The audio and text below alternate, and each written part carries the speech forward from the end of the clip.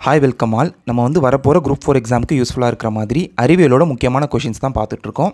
Already part 1லேருந்து part 4 வரைக்கும் complete பண்ணியாச்சு. அதோட லிங்க் டிஸ்கிரிப்ஷனில் இருக்கும். இந்த வீடியோவில் பார்ட் 5 பார்ப்போம். ஃபர்ஸ்ட் கொஷின், இந்தியாவில் எத்தனை உயிர்கோள காப்பகங்கள் உள்ளன? ஆன்சர் 18.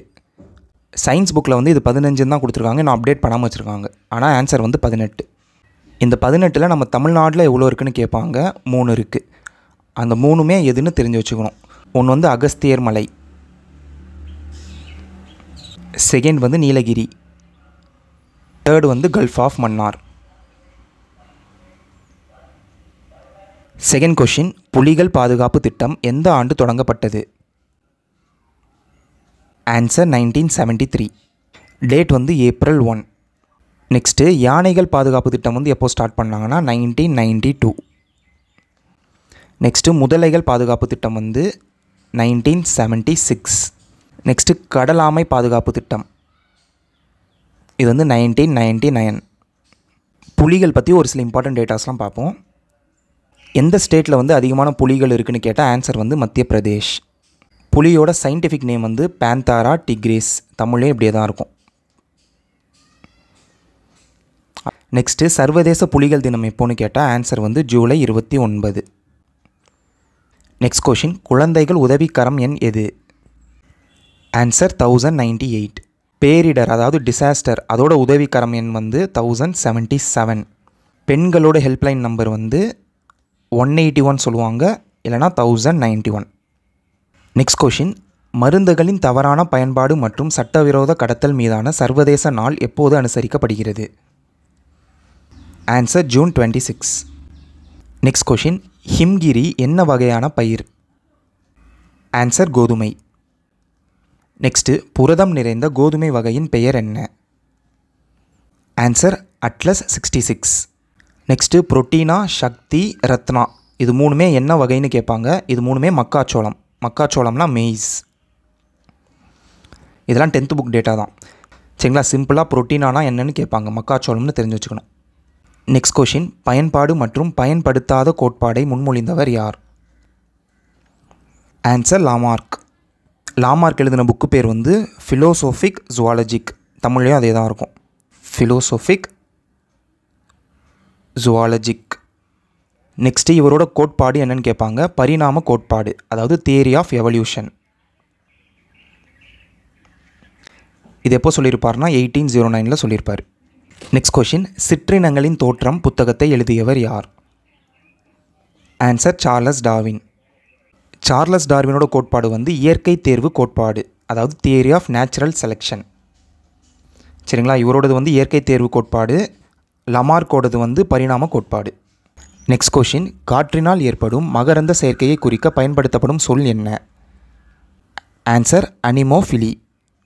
இதுவே தண்ணீர் மூலயமா நடந்தால் அது பேர் ஹைட்ரோஃபிலி. ஹைட்ரோனாலே தண்ணி தான் அர்த்தம். நெக்ஸ்ட் கொஷின், எந்த செல்கள் விந்தணுவிற்கு ஊட்டச்சத்துக்களை வழங்குகின்றன? ஆன்சர் செர்டோலி செல்கள். நெக்ஸ்ட் கொஷின், பின்வருவனவற்றில் எது இயற்கையான auxin?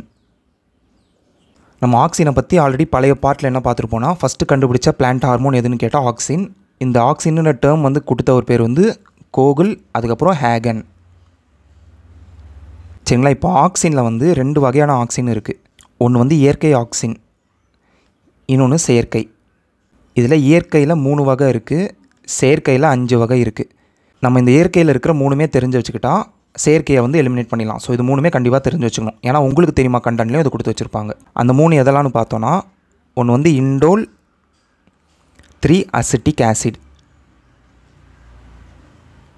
Second phenyl acetic acid, third indole 3 அசிட்டோநைட்ரைல்.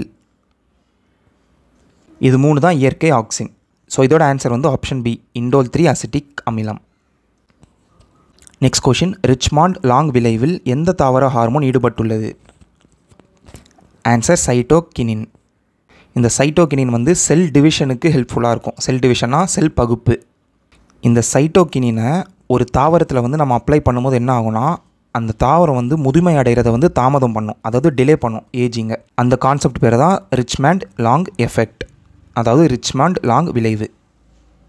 Next question, மூளையின் கடத்து மையமாக எது செயல்படுகிறது? Answer thalamus. நம்ம இதுக்கு முன்னாடி பார்ட்டில் ஆல்ரெடி மூளையை பற்றி பார்த்தோம், அதை மட்டும் ரிவிஷன் பண்ணுவோம். ஃபஸ்ட்டு மூளை வந்து 3 பங்காக பிரியுது. ஒன்று வந்து முன்மூளை, நெக்ஸ்ட்டு நடுமூளை, அதுக்கடுத்து பின்மூளை. இதில் முன்மூளையில் 3 பார்ட் இருக்குது. ஒன்று வந்து cerebrum, next thalamus, next hypothalamus. அதே மாதிரி பின்மூளையில் 3 இருக்குது. ஒன்று வந்து செரிபெல்லம், இந்த செரிப்ரம் இந்த செரிபெல்லம் தான் கன்ஃபியூஸ் ஆகும். நெக்ஸ்ட்டு பான்ஸ், அதுக்கப்புறம் மெடுலா ஆப்லங்கேட்டா. இந்த செரிப்ரமை தான் என்ன சொல்லுவோம்னா பெருமூளை அப்படின்னு சொல்லுவோம். அதே மாதிரி இந்த செரிபெல்லமை தான் சிறுமூளை அப்படின்னு சொல்லுவோம். இப்போ இந்த கொஷினில் இந்த தலாமஸ் வந்து எங்கே இருக்குன்னா முன்மூளையில் இருக்குது. சரிங்களா, இது வந்து தெரிஞ்சு வச்சுக்கணும். நெக்ஸ்ட் கொஷின், வாந்தி எடுத்தலை கட்டுப்படுத்தும் மையம். ஆன்சர் முகுளம். முகுளம்னா மெடுலா ஆப்லங்கேட்டா.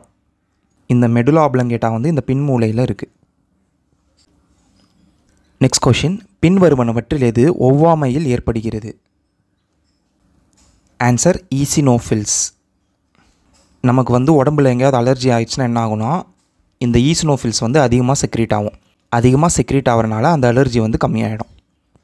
நம்ம பிளட் பற்றி இதுக்கு முன்னாடி பார்த்தோம், அதை வந்து அப்படியே ரீகால் பண்ணிக்கோங்க. 3 பார்ட்டாக பிரியும் பிளட்டு. ஆர்பிசி, டபிள்யூபிசி, அதுக்கப்புறம் பிளேட்லெட்ஸ்னு சொல்லுவோம். இதில் இந்த டபிள்யூபிசிக்கு இன்னொரு பேர் தான் லியூகோசைட்ஸ்னு சொல்லுவோம். இந்த டபிள்யூபிசி வந்து 2ஆக பிரியும். அதாவது தமிழ்லையும் இதே தான் இருக்கும், கிரானுலோசைட்ஸ். இங்கே வந்து ஏ கிரானுலோசைட்ஸ். இந்த கிரானுலோசைட்ஸில் தான் இந்த ஈசினோஃபில்ஸ் இருக்குது. நெக்ஸ்ட் கொஷின், சிஎன்ஆர் ராவ் எந்த ஆண்டு பாரத ரத்னா பெற்றார்? ஆன்சர் 2013. நெக்ஸ்ட் கொஷின், எது கரை நீக்கியாக பயன்படுத்தப்படுகிறது? Answer ketone. இந்த ஈத்தர் வந்து வலி நிவாரணியாகவும் யூஸ் பண்ணுறாங்க, அதுக்கப்புறம் மயக்கமூட்டியாகவும் யூஸ் பண்ணுறாங்க. நெக்ஸ்ட் கொஷின், ஒரு சாதாரண மனிதனின் இரத்தத்தின் pH அளவு என்ன? ஆன்சர் 7.4. நெக்ஸ்ட்டு நம்மளோட ஸ்டொமக் இருக்குல்ல, நம்ம ஸ்டொமக்கில் வந்து என்ன ஆசிட் இருக்குதுன்னு கேட்பாங்க. ஹைட்ரோக்ளோரிக் ஆசிட் இருக்குது, ஹைட்ரோக்ளோரிக் அமிலம். அதோட pH வேல்யூ கேட்பாங்க 2.0. நெக்ஸ்ட்டு நம்மளோட சலைவா இருக்குல்ல, அதாவது உமிழ்நீர், அதோட pH வேல்யூ கேட்பாங்க. 6.5லேருந்து 7.5 வரைக்கும் இருக்கும். சப்போஸ் நம்மளோட உமிழ்நீரில் வந்து இந்த pH லெவல் வந்து 6.5க்கு கீழே போயிடுச்சுன்னா என்ன ஆகும்னா பல்சிதைவு ஏற்படும். ஸோ 6.5 கீழே போகக்கூடாதுன்னு என்ன பண்ணுறோன்னா நம்மளோட டூத் பேஸ்ட் இருக்குல்ல, அதில் வந்து காரம் அதிகமாக ஆட் பண்ணியிருப்போம். காரம்னா பேஸ். சரிங்களா, இதில் கொஷின் பார்ட் வந்து நம்ம ஸ்டொமக்கில் என்ன ஆசிட்னு கேட்பாங்க, அந்த ஆசிடோட pH கேட்பாங்க. நெக்ஸ்ட்டு சலைவா உமிழ்நீரோட pH கேட்பாங்க. நெக்ஸ்ட்டு நம்ம டூத் பேஸ்ட்டில் ஆசிட் இருக்கா பேஸ் இருக்கான்னு கேட்பாங்க. நெக்ஸ்ட் கொஷின், சோடியம் குளோரைடு கரைத்திறன் என்ன? ஆன்சர் 36. நெக்ஸ்ட் கொஷின், ஹிரோஷிமா தினம் எப்போது அனுசரிக்கப்படுகிறது? Answer August 6. வேர்ல்டு வார் 2, அதாவது 2வது உலகப் போர் அப்போ என்ன ஆயிருக்குன்னா யூஎஸ்ஏ வந்து ஜப்பானை அட்டாக் பண்ணியிருப்பாங்க. ஜப்பானில் 2 இடத்த அட்டாக் பண்ணியிருப்பாங்க. ஒன்று வந்து ஹிரோஷிமா, இன்னொன்று வந்து நாகசாக்கி. இந்த ஹிரோஷிமாவை அவங்க அட்டாக் பண்ண டேட் வந்து ஆகஸ்ட் 6, 1945. நாகசாக்கியை வந்து ஆகஸ்ட் 9, 1945. இதில் இதுதான் கொஷினாக கேட்டிருக்காங்க. நெக்ஸ்ட்டு இந்த ஹிரோஷிமாவை அட்டாக் பண்ணாங்களே, அந்த பாமோட நிக்நேம் கேட்பாங்க. அது பேர் வந்து லிட்டில் பாய். அதே மாதிரி இந்த நாகசாக்கி அட்டாக் பண்ணாங்களே, அந்த பாமோட பேர் வந்து ஃபேட் மேன். இது வந்து உங்களுக்கு தெரியுமா கண்டென்ட், ஸோ பார்த்து வச்சுக்கோங்க. நெக்ஸ்ட் கொஷின், அமேசான் காடு எந்த கண்டத்தில் உள்ளது? Answer then America. அமேசான் காடை தான் பூமியின் நுரையீரல் அப்படின்னு சொல்கிறோம். நெக்ஸ்ட் கொஷின், பாலைவனத்தில் அதிகபட்ச மழைப்பொழிவு என்ன? Answer 25 centimetre. அதாவது ஒரு இடத்துல வந்து 25 சென்டிமீட்டருக்கும் கம்மியான ரெயின்ஃபால் இருந்ததுன்னா அந்த இடத்த தான் நம்ம டெசர்ட்னு சொல்லுவோம், அதாவது பாலைவனம். நெக்ஸ்ட் கொஷின், உலக வாழ்விட தினம் எப்போது கொண்டாடப்படுகிறது? ஆன்சர் அக்டோபர் முதல் திங்கள். நெக்ஸ்ட் கொஷின், ஜூரோங் பறவைகள் பூங்கா எங்கு அமைந்துள்ளது? Answer Singapore. நெக்ஸ்ட் கொஷின், பாராமீசியம் எதன் மூலம் இடப்பெயர்ச்சி செய்கிறது? ஆன்சர் குறு இலைகள். இந்த பார்ட்டில் முக்கியமான 25 கொஷின்ஸ் பார்த்துட்டோம். நெக்ஸ்ட்டு பார்ட் 6ல் பார்ப்போம். உங்களுக்கு வேறு ஏதாவது டவுட்ஸ் இருந்தால் கமெண்ட்டில் கேளுங்கள். தேங்க்யூ.